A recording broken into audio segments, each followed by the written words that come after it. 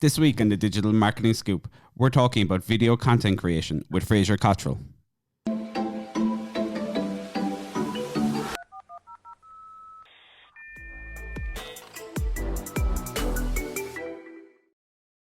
Fraser, very welcome to the podcast. Hello, nice to see you all. It's nice to hear an Irish accent in rainy Manchester, I have to say. It's rainy Cork here. There are a lot of similarities. Oh, okay, that's fine. Yeah, it's dark, rainy, miserable. It's not great outside, I have to say, at the moment. Yeah, I think you can't quite see out the window here, but it's pretty much the same. Yeah, we're just short of actually being able to pick it up on the mic. I know, it was the wind as well here. So, why are we talking about weather, right? It's the most British thing to open a conversation with. Straight into the weather. So, Fraser, tell us a bit about yourself and what you do. Okay, so I run a digital-first video production company here in Manchester. We cover the entirety of the Northwest, but also we do venture sometimes outside of there. And essentially, we make video for digital platforms. So mostly for Facebook, for YouTube, Instagram, IGTV, all that. So we don't really dabble inside television and stuff like that because, I mean, we don't believe in it. We don't think that's the future of video. So we don't want to work with clients that think that's the way. But obviously, now and again, we might do something for a traditional media outlet, but it's mostly focused in digital. And then we do a lot of social stuff as well. I mean, we do also anything video and social. We normally do it. So I presume it's not just video production from what I can see as well. There's a huge amount of concept and the creative side from your end that goes into it as well. Yeah, so we do kind of the whole scope of it. So a client can come to us with just an idea and we kind of scope out the entire project, or they come to us and say, okay, I already have an idea, I already have a location, I already have actors, you just need to turn up, film it and edit it. And then that's what we'll do, but we'll also give them a lot of social consultancy on the side of it so that when they deliver the video, it works. We kind of know what works on social so that when... so that the one thing we hate when we work with clients who do it in the past, we'll make a video for them and they will just post it at like 1:00 on a Wednesday with like 2 hashtags on Instagram, and then they'll go, it didn't work, and that's like the one thing we don't want, because obviously, from a results standpoint, it means that it doesn't look great for us. It doesn't look great for the client. So we give them a lot of help on the social side of it to make sure that their videos actually deliver. Cool.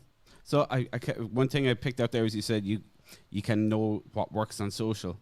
So if we're to dig a little bit deeper into that, now I know obviously it's client specific, it's industry specific. There's so much that can go into it. But if you had some tips for businesses in terms of what is working very well on social, I suppose in particular Instagram, what kind of tips, what kind of information would you give them? Yeah, well, I mean, I think the major thing that I give to everybody is you need to work the platform. Every platform is entirely different. So whether you're on Snapchat, Instagram, Facebook, LinkedIn, whatever it is, every single platform works differently. You have different aspect ratios. I'd say that's the main thing. Like 16:9 traditional video, rectangle video doesn't work on Instagram.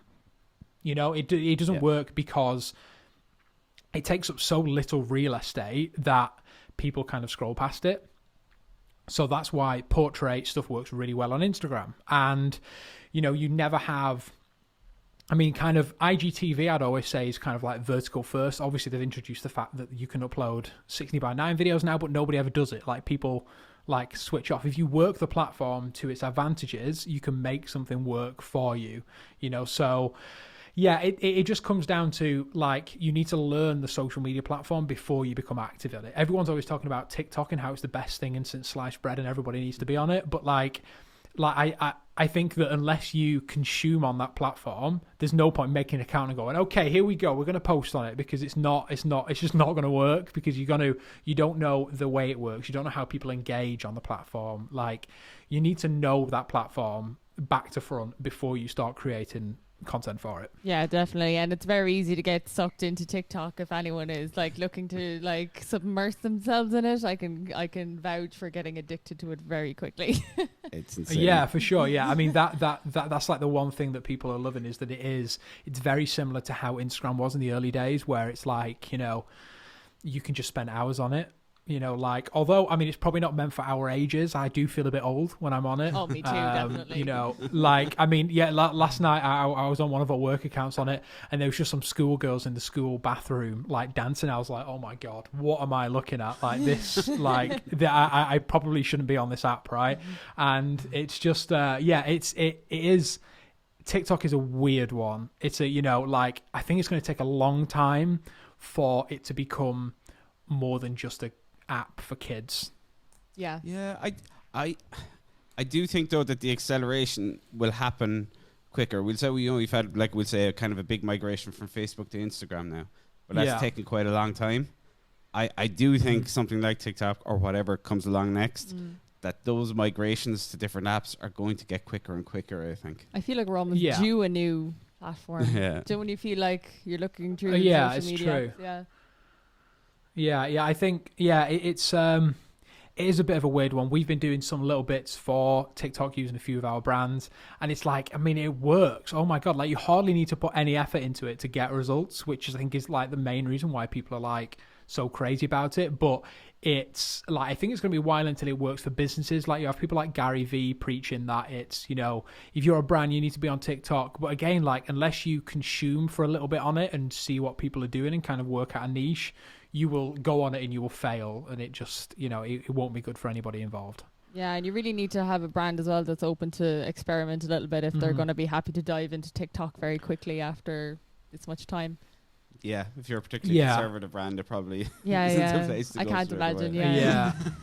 I mean, I'd love to see the results that a lot of recruitment agencies get, because I mean, like, some of the LinkedIn videos that I've seen, like, get a lot of engagement, and that's where recruitment is, and it works really well. But then I've seen people posting, like, they were posting recruitment videos on TikTok asking people to apply for a job, and I was a bit like, who gave the okay for this? Because, like, they're going to get some applicants for a lot of 13-year-olds to be working as a manager in it. Yeah, it was a bit of a weird one. Yeah, I think you do need to be a certain type of brand, right? There's a lot of trendy marketing agencies that are on it, and it works amazingly, and I think it's a good case study for them as well that we can do this with TikTok. I think just because it's the it platform doesn't mean that it's the right platform for you. Yes. I suppose from flipping to a very different network, LinkedIn. LinkedIn at the moment is working quite well in terms of consuming content. It's you know, it's like the organic reach, and it just seems very, very good at the moment. It's so good. And just to chime in there, I'm actually really loving your videos at the moment on LinkedIn. They're great. Thank you. Thanks very much. Yeah, LinkedIn has been like, I started first using LinkedIn like 2 years ago because everybody who's in business needs to be on LinkedIn, right? And I was just using it. I mean, I'm guilty of this, and I think a lot of people who might be listening are probably guilty. They have mass messaged people in the past to try and get clients in, like that, like, because that's what everybody was doing. That was the trend, to mass message people on LinkedIn to try and get work in. I've done it. I've tried it. It fails, right? And there's a lot of companies still selling that service, and I think they're kidding themselves along with their clients that this is a good method of bringing it. I get cold messages every day. I got one before. My latest video was about stop selling and start creating, and the whole idea was stop sending me mass messages. I'm not going to listen, and if you want somebody to buy something from you, then do something more than a sales pitch. I just got a message by somebody wanting me to attend an event. It was a 3-paragraph message about how great their networking event is and how I should pay £50 for a ticket. And I just forwarded in my video. I was like, come on, guys. Like, you clearly haven't done your research here.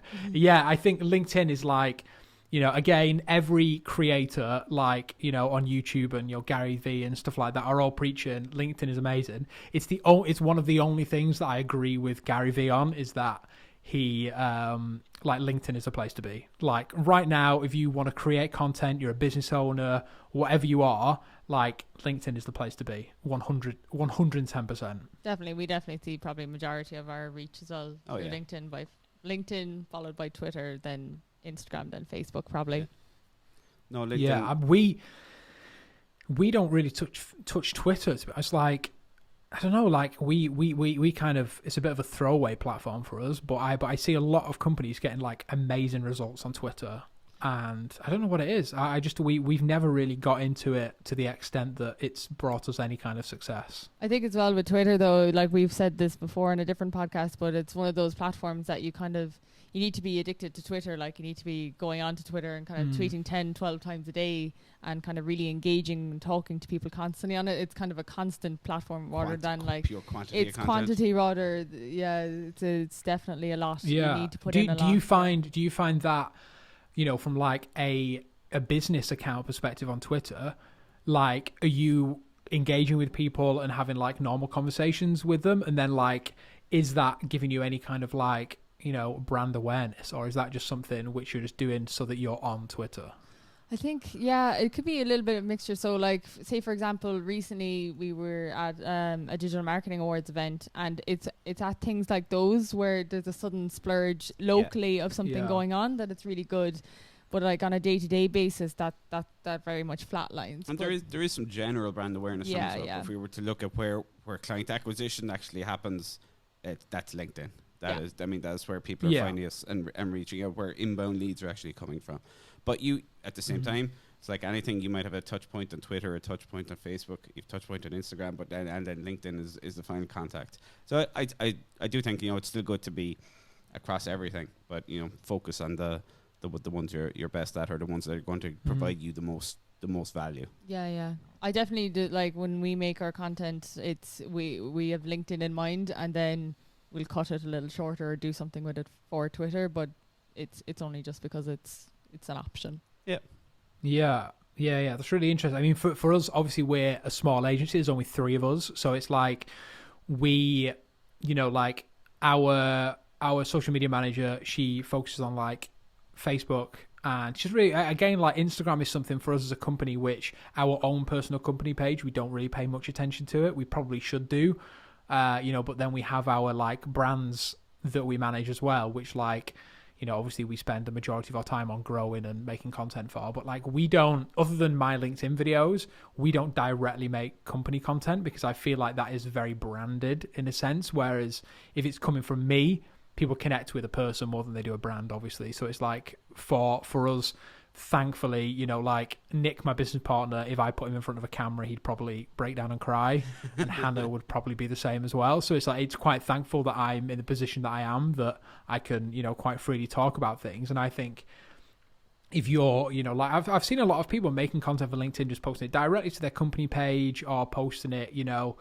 kind of like as their company, less of themselves. And I think that's my first piece of advice for LinkedIn. It's like, you need to just be yourself and kind of, you know, let people connect with you as a person instead of you as a brand or a company. Yeah, I mean, at the end of the day, people buy from people they like. So it's just taking those personal relationships and trying to build them online, basically. And we definitely do that with our kind of content as well. A lot of the time we'll push it out from us rather than the company as well, and kind of mix and match it a little bit. Yeah. And I think for any B2B company, I mean, the goal online is obviously to establish yourselves as the expert within the industry. And I think LinkedIn is the perfect platform to push out that content. I mean, it literally goes without saying. You have a platform which is Facebook for people in business. Like that's what LinkedIn is, right? It's like, you know, like it is the perfect customer is on LinkedIn, and it's just, you know, it used to be, you know, like even my brother, you know, like my brother works in radio and he just doesn't understand LinkedIn. He's never logged on the app properly. He just like doesn't understand it. He still thinks it's this business thing where, you know, where people just kind of, you know, talk about business and pie charts and, you know, and stuff like that. But like it's kind of when you delve a bit deeper and get into the actual sphere, which is LinkedIn, where you start to see value. You see other people creating content, you see, you know, you kind of get into that world a little bit more, and then that's where it starts to provide value, I think. Definitely. Yeah, definitely. I feel like we've almost gone like a LinkedIn podcast instead of video. It is like a really interesting thing at the moment because, you know, like we said, it's like a traditional business platform and people are using it to create like YouTube style content on, right? Yeah. this is bizarre. Like, what a weird change of a social media platform. Yeah, it's like Facebook 5 years ago. You know, it's the algorithm is all thumbs up for everyone at the moment. It'll be interesting to see how if we were to have the same conversation in 18 months.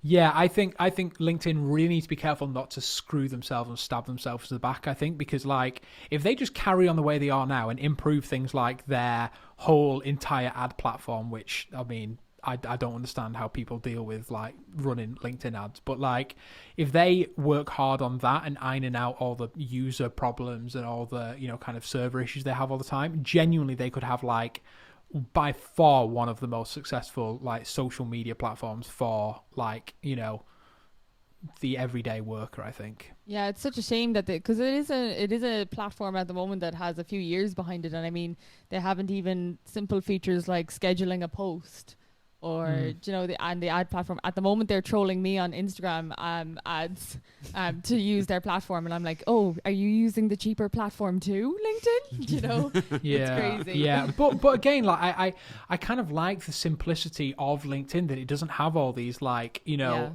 features where people can abuse them, and like, you know, kind of you have to, you know, like when I want to post a video, I have to go onto my computer or my phone, I have to write the copy, I have to post the video, I have to like, you know, there's quite a, you know, it's quite nice to be able to do that instead of just go, okay, so I've made 10 videos, I'm going to schedule them for the next week and forget about it. Like, you know, it's because that is very much how social media management as a whole tends to be. And it kind of takes away a bit of the magic, especially like, you know, if you've kind of grafted on a piece of content. If I post it, I'm going to stick around for the next hour or so to make sure that it's well received and I'm replying to comments and I'm, you know, like it gives you a little more control and it's a bit more therapeutic, I think, LinkedIn, in the way that it's working at the moment. You're actually a bit more connected to it from a real perspective as opposed to just numbers of likes. Yeah, and it's not saturating the newsfeed either, I guess. What was that, sorry? It's not oversaturating the newsfeed either if everyone was Man, I would hate to think, as soon as scheduling, like proper scheduling comes to LinkedIn, we're screwed. Everyone is going to be like posting 8 times a day. They're going to backlog content and it's going to be, you know, an absolute mess. I can see it coming already. So in terms of like for business here, we do things like testimonial videos, how-tos, explainers. I suppose they kind of be the 3 kind of main ones that we would work with clients on. Obviously you work on the creative side a lot. Is there any other types of videos you think that can work really well for people? I think in like engagement content in general, testimonials are great. Like, you know, I think if you are a B2B company, if you're a B2C company, whatever you are, if you don't have video testimonials right now, I think you're kind of doing something wrong, because, you know, like we've been building a new landing page for our ads and like, you know, it's weird. We're a video company. We don't have video testimonials and it feels so weird, you know, like we could go out and make these fairly easily, but we just haven't. So we have text testimonials and it just doesn't work, right? It doesn't convey your point properly. And so doesn't make it real. Yeah, I think. Yeah, exactly, for sure. Like you said earlier, people buy from people, and people take recommendations from other people, and so I think like testimonial videos, but I think just general engagement content, which like the whole reason for it, you know, like you should never have a whole feed full of sales content, right? You need content to fill in those gaps, and you need content which drives followers and drives engagement, and that's where, you know, general original content comes. You know, we have a big push at the moment for all of our clients, like you need to be making original content. Like some of the brands that we work with are some of the biggest followings in the world. You know, like we've worked with Pretty Little Thing and places like that, you know, and when you look at the Pretty Little Thing podcast it hit like a million followers, 1 million downloads or something the other week. Like this is a business that is making a podcast. This isn't, you know, like a YouTuber which has made a podcast. This is a business and they've got 1 million downloads, like, and that's because they're adding something value to their customers,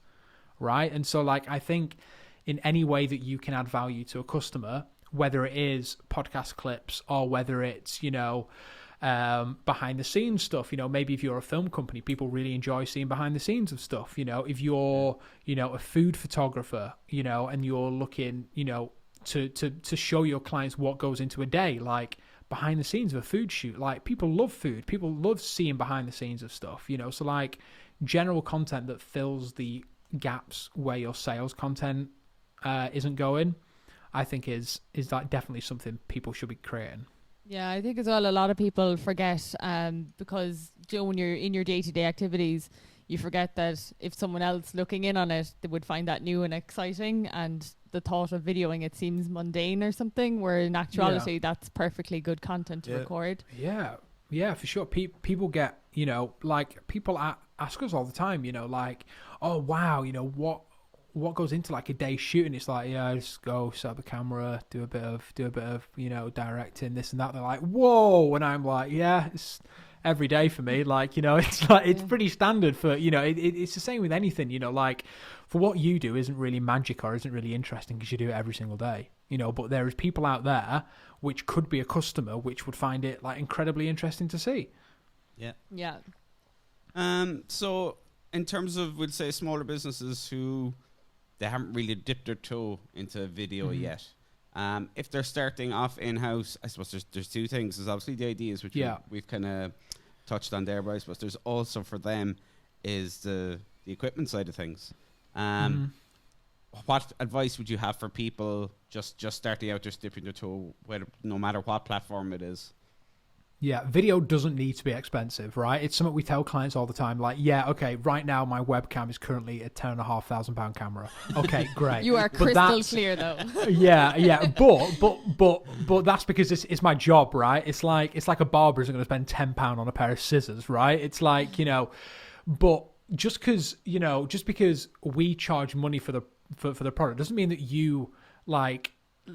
Something you shoot on your phone will serve the same purpose. People invest in video companies to do things because they want it done a certain way, and there's certain things that we can do which the average Joe can't, do. And genuinely, like I have the brand new iPhone and it's amazing. Like the camera is incredible. Like we do a lot of like stock photo and stock video. 70% of the stock photos we've uploaded this month has been from our phones. Like these are professional photos which people are downloading and using for their for their marketing and stuff like that. It's the same with the video. Just all you need to do with any camera, no matter how bad it is, make sure it's really well lit.